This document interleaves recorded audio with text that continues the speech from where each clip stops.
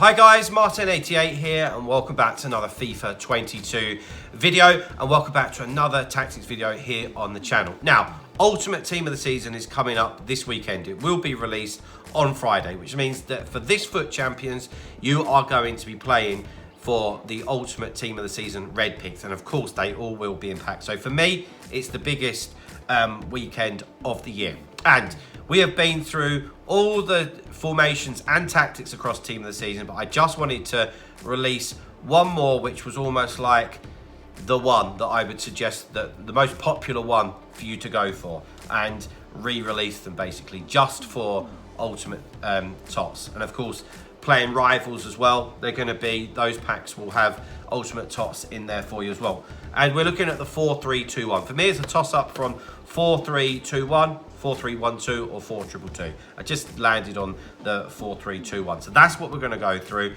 and hopefully it can help you guys get some more wins this weekend and you can get some incredible red picks from that Ultimate Team of the Season, okay? So on screen, you can see how it lays out. Let's get straight into the tactics themselves. I know that's what you're here for at the end of the day. So here we go. Right, before I go into these, up above right now, okay, you're going to see two videos being linked in.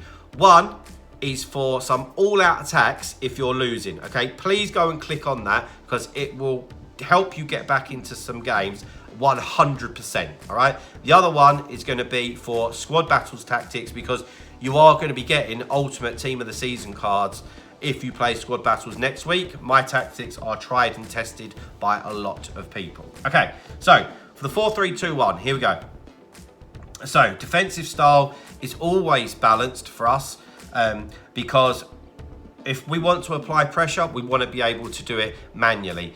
Equally, we don't want to be on, say, press after possession lost or constant pressure. One, because of stamina, and two, because then our opponent can read that style playing around us. Okay, defensive width is 40. Okay, that's narrow, but it's not incredibly narrow. You know, but we want to be quite tight because most of the attacks that people do will come through the middle of the pitch. And you heard me talk about formations there, like 4-3-1-2, 4-2-2-2, this one, the 4-3-2-1. A lot of it's going to be concentrated through the middle, or like a 4-1-2-1-2 narrow can be popular as well. So they're going to be focusing a lot of attack through the middle. So we need to try and be quite narrow with our defense, and that's why the width is on 40. Now, this is a biggie. Love this one. So the depth, okay? So 4-3-2-1, and why I've picked that as like the final formation to show you guys, like the star formation to pick out, is because I like formations that are really aggressive, and we play FIFA to have fun. Let's be on the front foot. Let's take the game to our opponents. Let's win the ball back high up the pitch. Let's steamroller over them, you know, goals, goals, goals. And this is very much one of them formations, you know. And having the defensive depth on 71 is really interesting because just watch the screen now. If I adjust it to 70, you can see the way that FIFA describe it is different. You know, it says on 70, it says adjust your defensive team shape to be balanced to keep your team in the middle of the pitch to try and win the ball, to try and win the midfield battle. When you change it to 71, it says adjust your defensive team shape to be high to help put pressure on possession teams.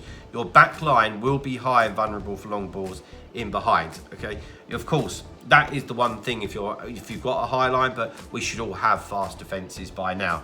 And the objective for that is just to suffocate your opponent. If your defense are that high, your midfielders are going to be pushed on, the attackers are going to be pushed on, and your opponents are going to be like, oh, I don't know where to play it. Hopefully you can win the ball off of them and get nice, easy goals. Build-up play is unbalanced. Okay, that is because we always need that variety around the pitch. You know, if we want to do a long through ball over the top, we can do it. If we want to keep the ball for a little bit, we can. If we want quick tiki-taka passing, you know, we can. So that's why we want the build-up play on balanced. Okay, guys? Right, chance creation is direct passing. Okay? Now, always have this on direct passing because we do want our team making some runs for us, and I find that direct passing, they seem to be a bit more intelligent, and also it pushes your opponent back, which if you've got the ball with one of your creative midfielders and your strikers or the front three in this instance are running forward, then there's going to be space in behind them basically, which takes us on nicely to the next few sections of the tactics. So offensive width is 30, right? This is quite concentrated through the middle of the pitch.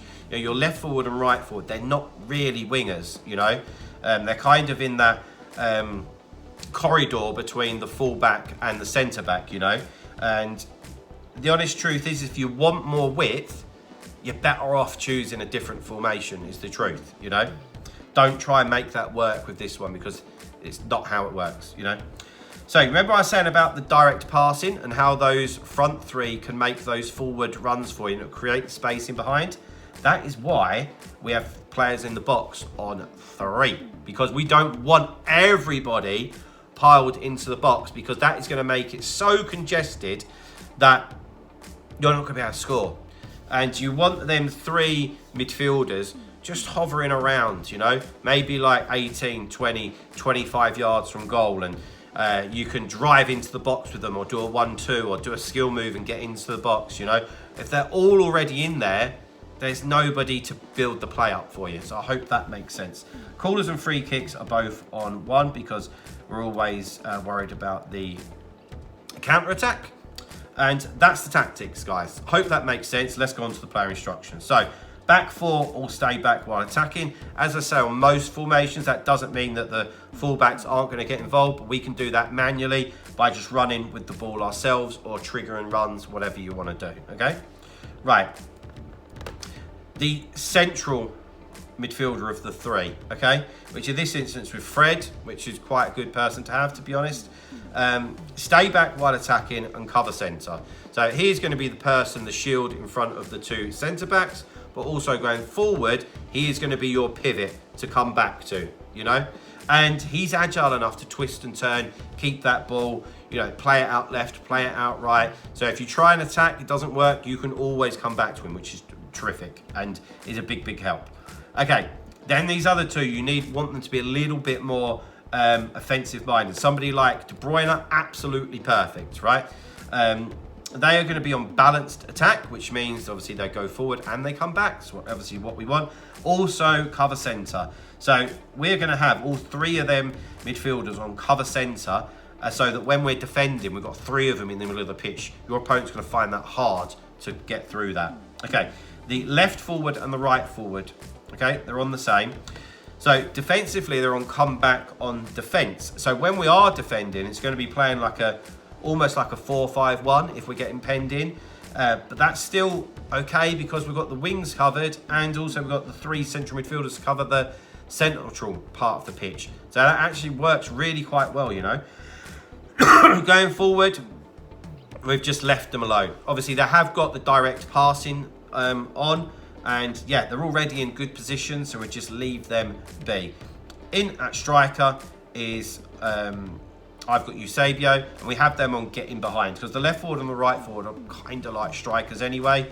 So in any formation where I have more than one, I'd always have them on getting behind. It's just an extra little bit of variety. Okay, guys, so there we are.